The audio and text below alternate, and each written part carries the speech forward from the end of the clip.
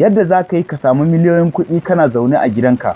Kafin in saka muku wannan bidiyo don Allah kar ku manta ku sharing ɗin wannan bidiyo, sannan ku yi liking, ku yi comment. Sannan akwai link ɗin a saman wannan bidiyo, idan ka taɓa can sama za ka ga link ɗin, idan ka danna zai kai ka inda za ka yi rijista, ko kuma ka shiga wurin comment ka yi kaman za ka tura min saƙo, za ka ga link ɗin a gurin comment, sai ka danna zai kai ka inda za ka je ka yi rijista kai ma ka fara samun kuɗi.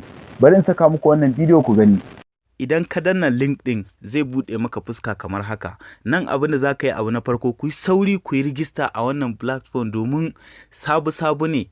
Ku yi sauri ku yi rijista domin ku fara cin kuɗi, saboda in ya ɗan jima nan gaba kamar sati 2 sati 3 nan gaba za su iya guduwa. Amma tun yanzu ku yi sauri ku yi shaf ku yi rijista a wannan platform domin ku samu kuɗinku da kuka sa, kuma har ku ci riba.